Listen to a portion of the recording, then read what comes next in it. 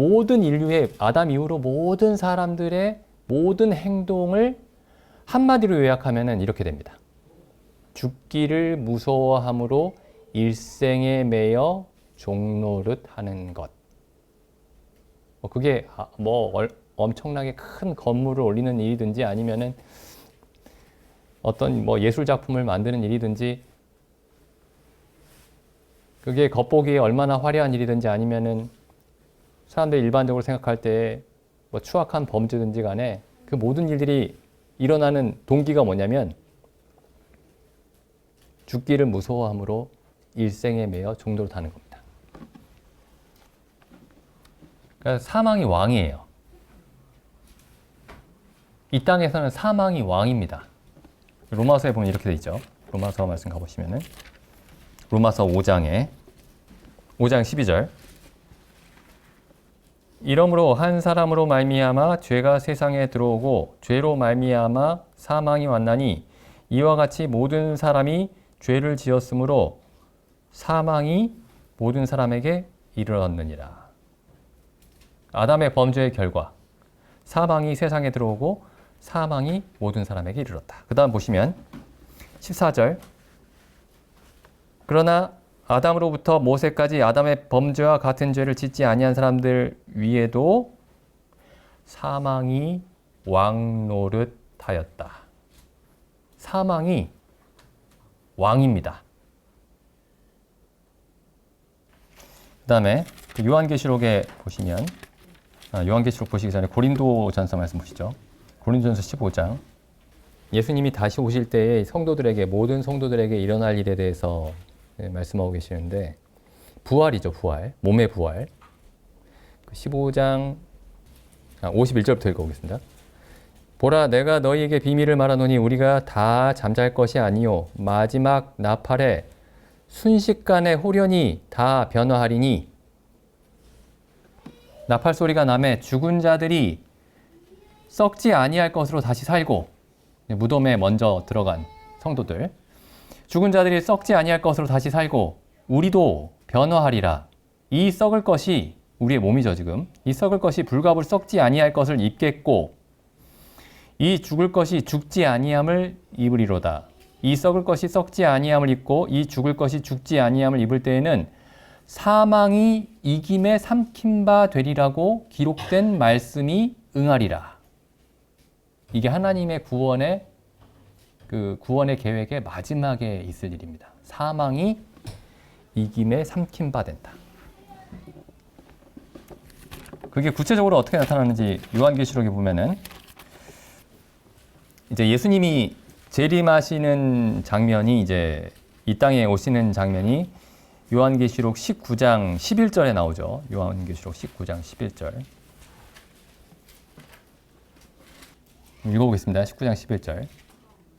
또 내가 하늘이 열린 것을 보니 보라 백마와 탄 자가 있으니 그 위에 탄 자가 있으니 그 이름은 충신과 진실이라. 그가 공의로 심판하며 싸우더라.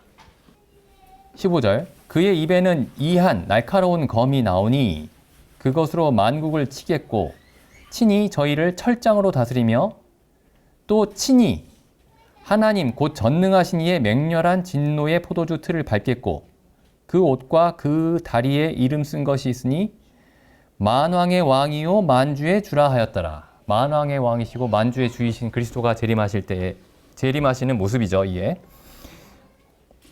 처음에 일어나는 일이 뭐냐면은 그래서 큰 전쟁이 일어나서 이제 수많은 엄청난 사륙이 일어날 겁니다. 이 17절에 보시면 나와 있죠. 또 내가 보니 한 천사가 해에 서서 공중에 나는 모든 새를 향하여 큰 음성으로 외쳐 가로되 와서 하나님의 큰 잔치에 모여 왕들의 고기와 장군들의 고기와 장사들의 고기와 말들과 그 탄자들의 고기와 자유한 자들이나 종들이나 물론 대소하고 모든 자의 고기를 먹으라. 그러니까 신분, 고하를 막론하고 엄청난 사륙이 있을 겁니다. 예수님 다시 오실 때.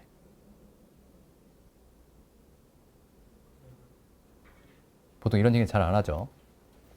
예수님이 사랑의 하나님이시라서. 그 다음 보시죠. 19절. 또 내가 봄에 그 짐승과 땅의 임금들과 그 군대들이 모여 그 말탄 자와 그의 군대로 더불어 전쟁을 일으키다가 그리스도와 전쟁을 일으키다가 이 짐승이 적그리스도죠. 20절. 짐승이 잡히고 그 앞에서 이적을 행하던 거짓 선지자도 함께 잡혔으니 뭐 어떤 사람들은 이 둘 다 적그리스도라고 얘기합니다. 이 짐승이라고 하는 사람은 이제 이방인 중에서 나올 것이고 이 거짓 선지자는 유대인 중에서 나온다고 보통 그렇게 얘기를 하죠. 이는 짐승의 표를 받고 그의 우상에게 경배하던 자들을 기적으로 속이던 자들이라. 이 둘이 산채로, 그러니까 적그리스도와 거짓 선지자, 이 둘이 산채로 유황불 붙는 못에 던지우고 그 나머지는 말탄 자의 입으로 나오는 검의 죽음에 모든 새가, 그러니까 독수리 같은, 독수리, 매, 뭐 까마귀 이런 새들이 다 시체를 뜯어먹는 장면을 이렇게 기록을 해놓은 겁니다. 모든 새가 그 고기로 배불리우더라. 그리고 나서 이제 20장에 보면 천년왕국이 있죠. 여기 보시면 그래서 적그리스도와 거짓 선지자가 불못에 던져왔는데 아직 불못에 던지우지 않은 원수가 있습니다. 사단이죠, 사단. 20장 보시죠. 또 내가 봄에 천사가 무저갱 열쇠와 큰 쇠사슬을 그 손에 가지고 하늘로서 내려와서 용을 잡으니 곧 옛 뱀이요 마귀요 사단이라. 잡아서 1000년 동안 결박하여 무저갱에 던져 잠그고 그 위에 임봉하여 1000년이 차도록 다시는 만국을 속이지 못하게 하였다가 1000년이 지난 후에는 반드시 잠깐 동안 노임을 받으리라. 그래서 이 적그리스도는 이 사탄은 아직 처벌받지 않고 1000년 동안 감옥에 갇혀 있습니다.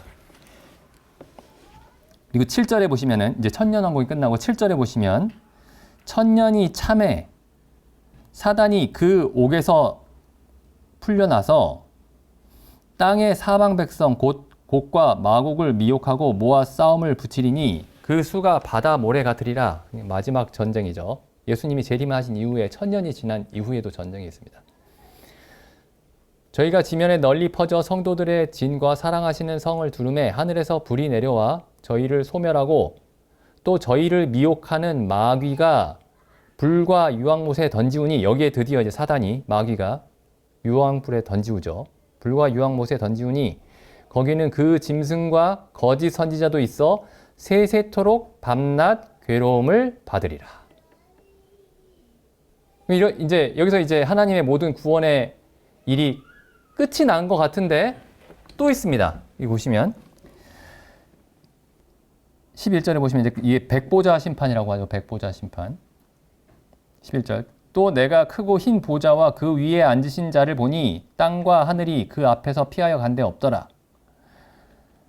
또 내가 보니 죽은 자들이 물론 대소하고 그 보좌 앞에 섰는데 책들이 펴있고 또 다른 책이 펴졌으니 곧 생명책이라. 죽은 자들이 자기 행위를 따라 책들에 기록된 대로 심판을 받으니 모든 사람의 말과 행동과 생각이 책에 기록이 되어 있습니다. 하나님의 책에. 그래서 이 책들에 기록된 대로 심판을 받습니다. 그러니까 하나님이 임의로 막 심판하시는 게 아니고 공정하게, 의롭게 심판하신다는 뜻이에요. 책들에 기록되어 있다는 게. 13절. 바다가 그 가운데서 죽은 자들을 내어주고 사망과 음부도 그 가운데서 죽은 자들을 내어주매, 그러니까 죽은 자들이 다 살아나는 거죠. 이때 살아나는 사람들은 성도들이 아닙니다. 영원한 불못에 던지우는 사람들이 살아나죠. 죽은 자들을 내어주매 각 사람이 자기의 행위대로 심판을 받고, 그 다음 보시죠. 14절. 사망과 음부도 불못에 던지우니. 사망이 마지막으로 패해질 원수입니다. 사망이. 그러니까 사단보다 더 최후까지 남아있죠. 사망이 왕입니다. 사망이 없으면 사단은 아무것도 할 수 없어요. 그래서 사단이 사망의 권세를 잡은 자라고 그렇게 성경이 그렇게 표현하고 있죠. 사망의 권세를 잡은 자, 곧 마귀를 없이 하시며. 히브리서에 그렇게 돼 있었죠. 사망은 이때까지 계속 왕노릇 할 겁니다. 이 천년왕국 끝나서도 사망이 왕노릇 할 거예요. 천년왕국에서도 예수님이 재림하신 이후에도 천년왕국에서도 사람들이 나이 들어 죽습니다. 오래 살죠. 그렇지만 죽어요. 이사야서에 보면 나옵니다. 100세가 되어 죽은 사람도 어린아이리라 이렇게 돼 있어요. 장수하지만 결국 죽습니다. 천년왕국에서도. 근데 죽음이 아예 없어지는 때가 언제냐면은 천년왕국이 끝나고 사단이 불못에 던지우고 마지막 심판이 끝나고 사망과 음부가 마지막으로 불못에 던지웠을 때에 사망이 끝이 납니다.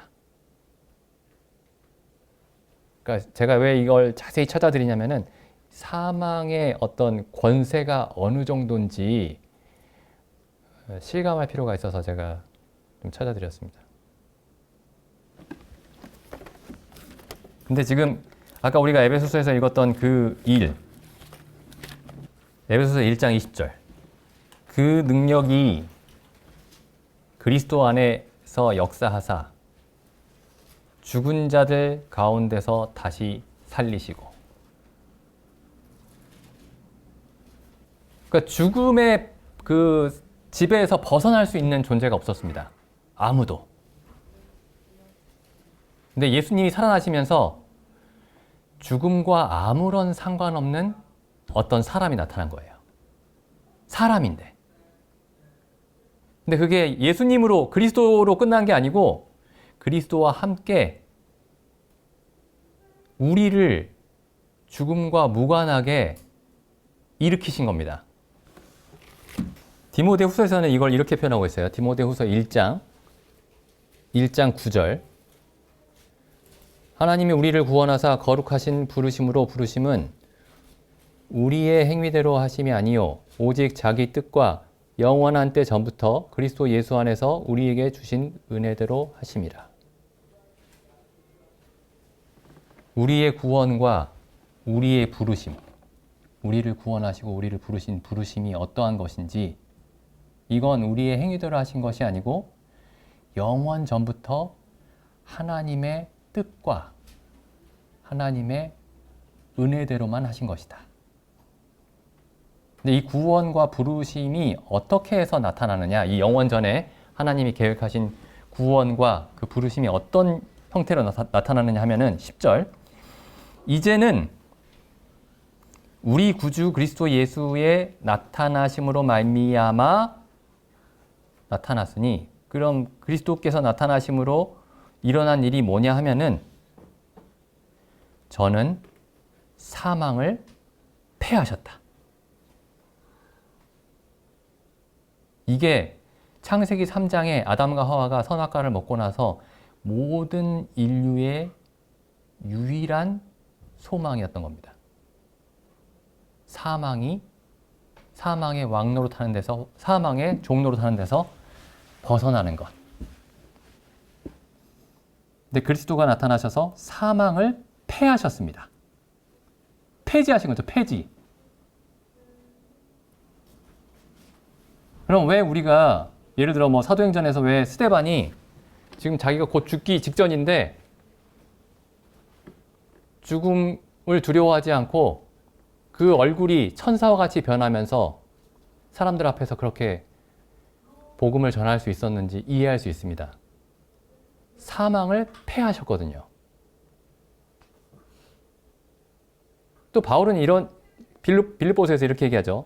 나는 두 가지 소망, 간절한 소망, 갈망이죠. 두 가지 간절한 소망 가운데 껴있는데, 하나는 몸을 떠나 하나님께로, 그리스도께로 가고 싶은 것이고, 또 하나는 너희와 너희의 믿음의 진보를 위해서 너희와 함께 있기를 원하는 것인데, 나는 몸을 떠나 그리스도와 함께 있기를 더욱 간절히 원하지만 너희를 위해서 여기에 남아있기를 원한다. 사람들이 제일 싫어하는 게 죽는 겁니다. 사도 바울이 제일 원하는 게 죽는 겁니다.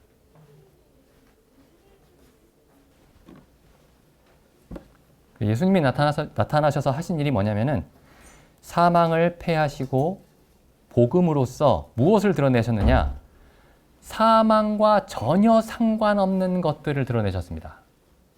생명과 썩지 아니할 것을 드러내셨습니다. 우리가 그 가운데 살고 있는 거죠, 지금. 에베소서 말씀 다시 가보겠습니다. 1장 20절. 그러니까 이게 엄청나게 중요한 사실인 거예요. 하나님이 영원 전부터 계획하신 구원, 부르심의 모든 내용입니다. 그 능력이 그리스도 안에서 역사하사 죽은 자들 가운데서 다시 살리셨다. 4절에, 2장 4절에 이렇게 나오죠. 바로 긍휼에 풍성하신 하나님이 우리를 사랑하신 그 큰 사랑을 인하여 허물로 죽은 우리를 그리스도와 함께 살리셨다. 하나님이 세상에서 우리를 어떻게 건져내시느냐 하면은 세상에 있는 건 나쁜 거니까 하지 마라. 그렇게 말씀하시는 게 아니고 세상에 있는 모든 것들이 죽기를 무서워함으로 일생에 매여 종노릇하는 사람들의 활동인데 죽음의 두려움에서 건져내신 겁니다. 그렇게 해서 세상에서 건져내시는 거죠. 그러니까 우리가 입술로는 내가 세상에서 하나님이 나를 세상에서 구별하셨고 세상에 속하지 말아야 되고 이렇게 얘기한다고 해서 되는 일이 아니고 그리스도를 죽은 자 가운데서 살리셨다 라는 말이 무엇을 의미하는지를 우리가 이해해야 되는 겁니다. 계속 읽어보겠습니다. 1장 20절. 그 능력이 그리스도 안에서 역사하사 죽은 자들 가운데서 다시 살리시고, 살리셔서 어떻게 하셨죠? 그냥 살리는 게 끝이 아닙니다. 하늘에서 자기의 오른편에 앉히사. 오른편이 뭐냐면 하나님의 오른손, 구약에 많이 나오는 표현이죠. 오른손, 오른팔. 권능을 나타냅니다. 권능. 예수 그리스도께 하나님의 모든 권능을 주신 거예요.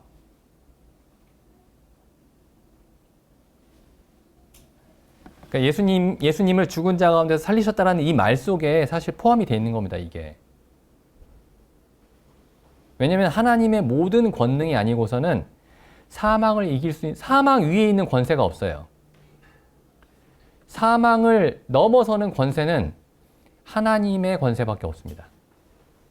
그러니까 예수님을 죽은 자 가운데서 살리셨다라는 이 말이 예수님에게 하늘과 땅에 있는 모든 권세를 주셨다라는 말과 같은 말입니다. 마태복음 마지막 장에 예수님이 그렇게 말씀하시죠. 부활하신 다음에 제자들을 모아놓으시고 하늘과 땅에 있는 모든 권세를 내게 주셨으니 이렇게 말씀하시죠. 부활하셔서.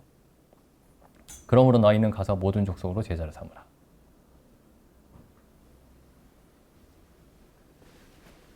그래서 사망을 하나님이 그리스도를 부활시키실 때에 부활하게 하실 때에 사망의 권세를 패하셨다라는 말씀이나 그리스도께 하늘과 땅에 있는 모든 권세를 주셨다라는 말씀이나 여기에 그리스도를 자기의 오른편에 앉히셨다는 말씀이나 다 같은 말씀입니다.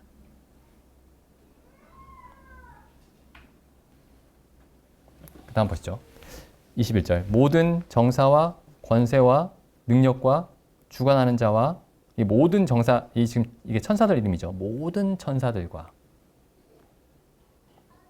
이 세상뿐 아니라 오는 세상에 일컫는 모든 이름, 지금 현재 존재하는 피조물들 뿐만 아니라 앞으로 올 세상의 피조물들, 이 모든 것들 위에 뛰어나게 하시고, 그러니까 뛰어난다는 말이 높이 있다 이런 뜻입니다. 훨씬 높이 있다. 뛰어난다는 말이 훨씬 높은 곳에 있다. 그러니까 만물 위에 그냥 위에 계신 게 아니고 훨씬 높은 곳에, 저 높은 곳에 계신다, 이런 뜻이에요. 그러니까 모든 만물보다 그 지혜와 능력이, 예수님의 지혜와 능력이 모든 만물의 지혜와 능력보다 더 크다, 단순히 더 크다, 이렇게 얘기하고 있는 게 아니고, 이 뛰어나다라는 말이 그대로 번역하면은 훨씬 위에 있다, 이런 뜻입니다. 저 높은 곳에 있다. 영어로는 뭐라고 되어 있냐면 이렇게 되어 있어요. far, 멀리죠. 멀리. above, 위에. 그냥 위에 있는 게 아니고 위에 있는데 저 높은 곳에 있다. 그 지혜와 능력이 모든 피조물과 비교할 수가 없다. 모든 천사들과 정사와 권세와 능력과 주관하는 자와 이 세상뿐 아니라 오는 세상에 일컫는 모든 만물들과 비교할 수가 없다. 그리스도가, 하나님이 죽은 자 가운데서 살리신 이 그리스도가, 사망을 패하시고 생명과 썩지 아니하는 것들을 드러내신 이 그리스도는, 그 지위가, 그 능력과 지혜가 모든 피조물들을 다 합쳐도 비교할 수가 없습니다. 근데 이게 왜 중요하느냐? 계속 읽어보죠. 22절. 또 그 만물을 그 발 아래 복종하게 하시고, 복종할 수밖에 없겠죠. 지혜와 능력이 모든 피조물들을 다 합쳐도 예수님과 비교가 안 됩니다. 한 줌 먼지밖에 안 돼요. 그러니까 예수님의 발 아래 복종할 수밖에 없겠죠. 그리고 여기에 중요한 얘기가 있습니다. 그리고 이러한 그리스도를 만물 위에 교회의 머리로 주셨다.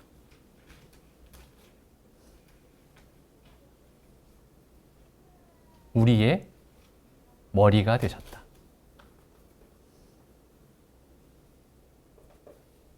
질문을 해보게 되는 것 같아요.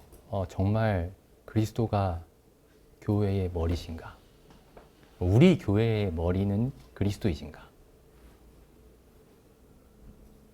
아니면 사람들인가? 몇몇 사람들인가? 성경을 좀 아는 몇몇 사람들인가? 아니면 모든 성도들이 다수결인가? 아니면 정말 그리스도가 머리가 되셔서 정말로 인도하고 계시는가? 그리고 우리가 그걸 느끼면서 교회 안에서 모든 일들이 이루어지고 있는가? 아니면 사람들의 지혜가 서로 왔다 갔다 하면서, 혹은 서로 부딪히기도 하면서, 혹은 서로 쌓이기도 하면서, 서로 협력도 하면서, 그렇게 해서 교회가 움직이고 있는 것인가? 아니면 이와 같은 그리스도가 머리가 되셔서 우리는 그걸 의식하면서 그 가운데서 걷고 있는가?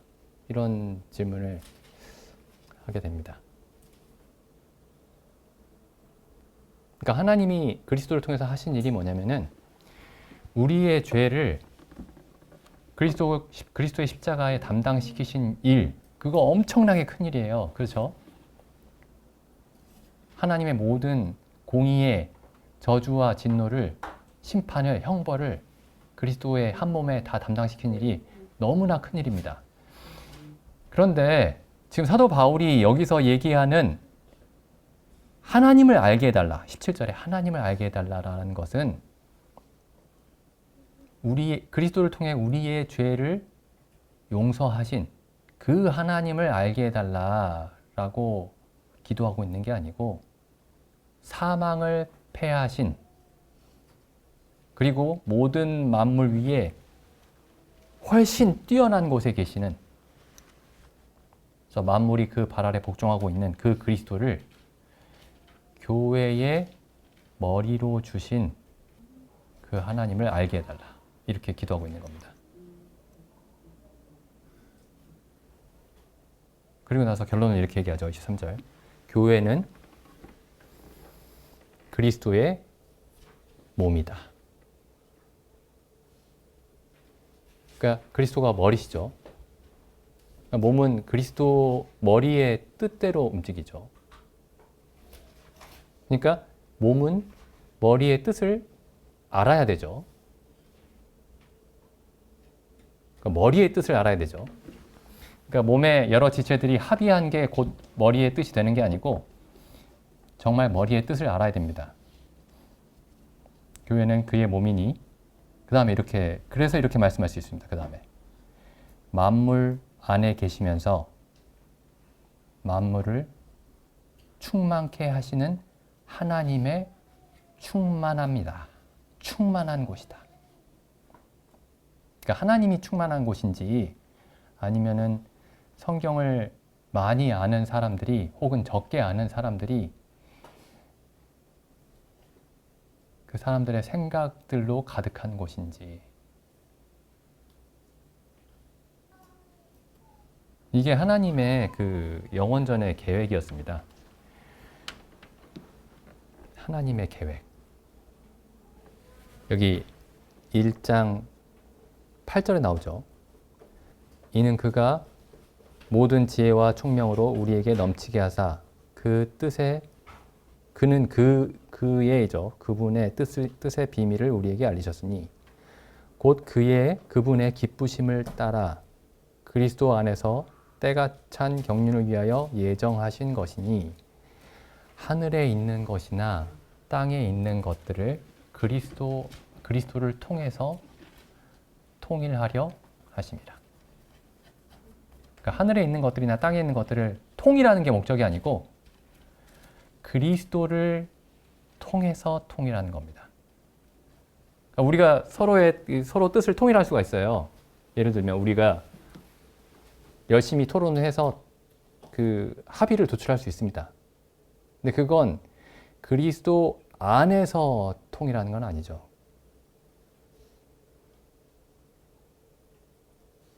그리스도 안에서 이 몸이 통일이 되려면은 그리스도와 머리 되신 그리스도와 각 지체가 직접 연결이 되어 있어야 됩니다. 직접. 여기 뒤에 보면 나오죠. 에베소서 4장 15절. 오직 사랑 안에서 나중에 이 사랑 안에서라는 이 말에 대해서 좀 살펴보겠습니다. 이 사랑 안에서. 이 사랑 안에서 빼면은 이게 다 무너지는 거예요. 이 말씀 자체가. 오직 사랑 안에서 참된 것을 하여 모든 일에 그리스도에게까지 자랄지라. 모든 일에 그리스도의 지혜가 나타나야 됩니다. 그러니까 모든 일에 그리스도의 뜻이 나타나야 하는 것이지 우리들의 이 교회의 성도들의 합의가 나타나는 게 아니고 모든 일에 그리스도가 나타나야 됩니다.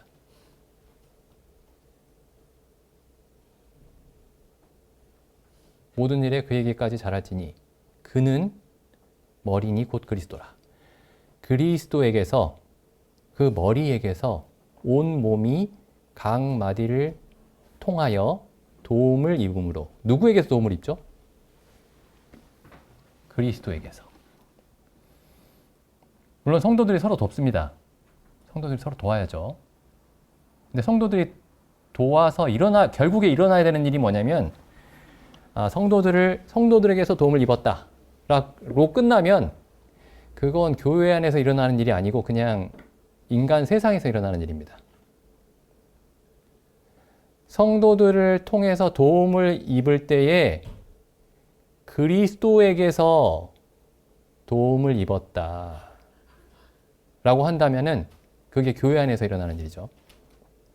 그에게서 도움을 입음으로 연락하여 상합하여 그 다음 뭐라고 되어 있죠? 각 지체가 모든 지체죠. 각 지체.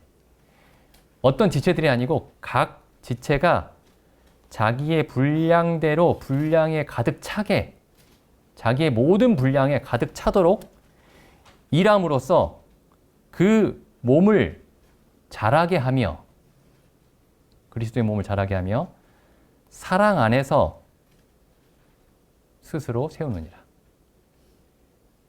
이게 하나님이 이 세상을 창조하시기 전에 계획하셨던 일입니다. 이 그리스도가 머리가 되고 모든 성도들이 그리스도의 몸을 한 몸을 이루는 이 한 사람, 이 13절에 나와 있는 온전한 한 사람을 만드시는 일을 그게 하나님의 영원전의 계획이었던 겁니다.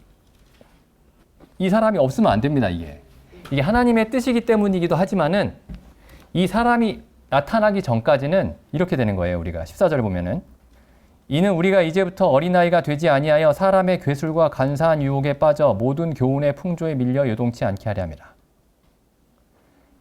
이 사람, 이 그리스도의 장성한 분량에 충만한 데까지 이른 이 한 사람이 없으면 모든 사람이, 모든 성도들이 어린아이처럼 사람의 괴술과 간사한 유혹과 모든 교훈의 풍조에 밀려 이리 요동하고 저리 요동하고 이렇게 됩니다. 근데 내가 성경을 많이 읽으면 이렇게 되지 않을 수 있다고요? 내가 성경을 많이 읽으면 이렇게 되지 않을 수 있다. 나는 심지가 굳은 사람이니까 절대 흔들리지 않을 수 있다. 근데 13절, 14절에서는 그렇게 말씀하고 있지 않죠. 누구 생각이 맞을까요? 내가 성경을 개인적으로 열심히 연구하면 흔들리지 않을 수 있다. 올바른 길을 갈 수 있다. 아니면 사도 바울이 성령께서 사도 바울을 통해서 하신 말씀이 맞을까요? 그러니까 우리가 실질적인 우리의 안전을 위해서도 이게 필요합니다. 이게 하나님의 계획이기도 하지만 하나님이 우리를 지켜주시는 유일한 방법입니다. 그래서 우리가 에베소서에만 나와 있는 얘기는 아니에요. 성경에 곳곳에 나와 있지만 사도 바울 서신에 여러 곳에 나와 있지만은 하나님을 알게 해달라, 사도 바울이 하나님을 알게 해달라라고 했던 그 기도의 그 내용이 뭔가, 우리는 그 하나님을 알고 있는가를 돌아봤으면 좋겠습니다.